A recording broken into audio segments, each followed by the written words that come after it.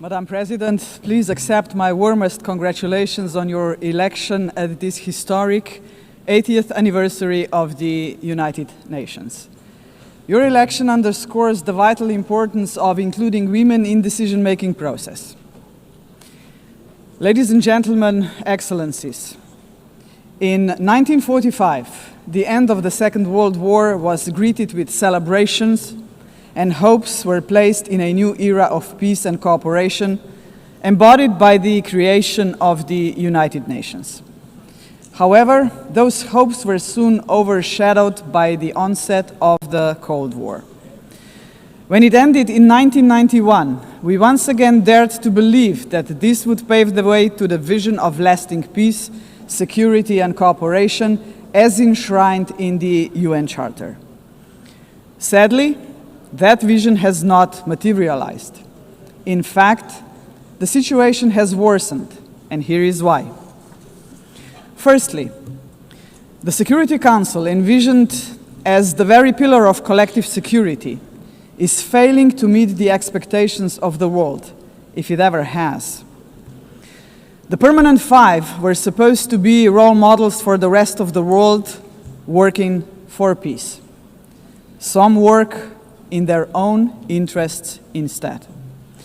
Secondly, the promise of the Sustainable Development Goals is faltering.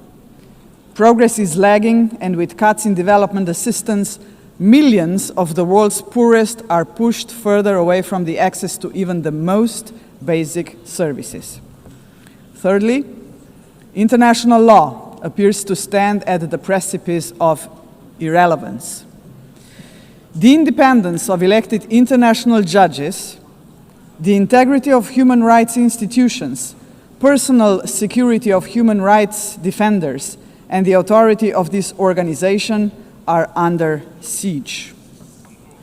Fourthly, the Genocide Convention risks becoming a relic of the past. Some states have put the International Criminal Court to its greatest challenge ever. Its prosecutors, whose only duty is the pursuit of justice, and its judges, whose responsibility is to uphold the law, our international law, now face sanctions and intimidation. As if the states that sanction them would prefer to shield the alleged perpetrators of atrocities rather than confront the truth and help deliver justice. Fifthly, the landmark opinion of the International Court of Justice affirming that international law obliges states to prevent harming the climate already feels obsolete. And finally, states are withdrawing from the Paris Climate Agreement, from the Ottawa Treaty, and from the UN agencies, or simply cutting their finances. Each such act chips away at the support for multilateralism, a system designed not for the powerful few, but for the benefit of all of us. Madam President, how are we to explain these trends to our electorates, to our people, and above all, to our children? Shall we tell them that this is the new normal, that might makes right? That the strong may seize what they want, because they can. That they can kill with impunity, because they can. That they may pollute, wage wars, and trample on international law, just because they can. Are we prepared to look our children in the eyes and say, "This is the world you will inherit, and there is nothing we can do about it"? With the adoption of the Pact for the Future last year, we have charted a path toward a stronger, more forward-looking United Nations. But we must now create the conditions to fulfill our commitments. One way forward is to establish a permanent advocacy network to give the Pact unconditional, sustained political support. To this end, I propose the creation of a global forum for the future, an inclusive movement of states committed to multilateralism, mutual respect, and the defense of our shared vision. a movement determined to stand up for the pact and drive its implementation at every level. As states consider how to implement the pact for the future, some solutions may be seen as inconvenient today, but in the long run, ladies and gentlemen, they are not optional. They are systemically necessary. The first example is the reform of the Security Council. We all recognize that it is the principal organ entrusted with the maintenance of international peace and security. But what it is not, and must never be, is a body that stands above international law to defend the interests of some at the expense of others. UNGA's norms must be safeguarded as a matter of principle. If the prohibitions against genocide and crimes against humanity are accepted as UNGA's norms, can any permanent member claim a legitimate veto right in such circumstances? Member states have attempted to address this question through many reform proposals, but with minimal progress. This is why we must dare to go further now. We, the General Assembly, must take a bold step and request an advisory opinion from the International Court of Justice on this very question. Second, we must confront the gap between our words and actions on gender equity. Progress has been made, but far too modestly. Over the past 80 years, 13% of leaders in multilateral organizations have been women. And no woman has ever served as Secretary General of the United Nations.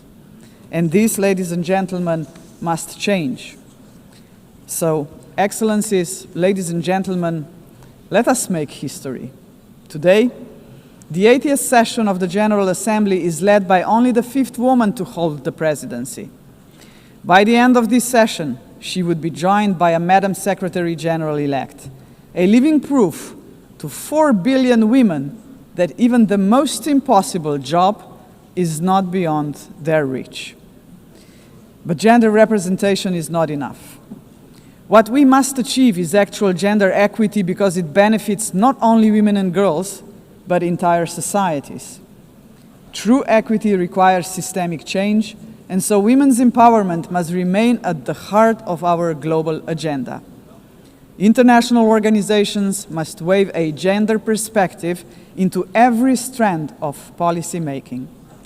And that should be a result of effective participation of women and girls themselves. Electing a Madam Secretary General would be historic, but it must only be the beginning of a much deeper transformation. Madam President, the Pact for the Future sets out clearly what must be done to change our world for the better. I have mentioned only 2 of the many challenges we must confront decisively. But we can only succeed as a community if we accept that there is no future for humanity without a fundamental change. The mandate of the Global Forum for the Future would be to push towards such a change. This is why it must be inclusive. It must not be merely a coalition of countries. It must inspire hundreds of millions of people.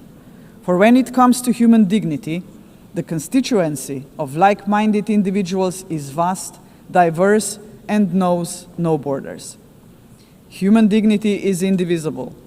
We must fight for it no matter how great the obstacles are. And there are many, we know that. Think of hunger.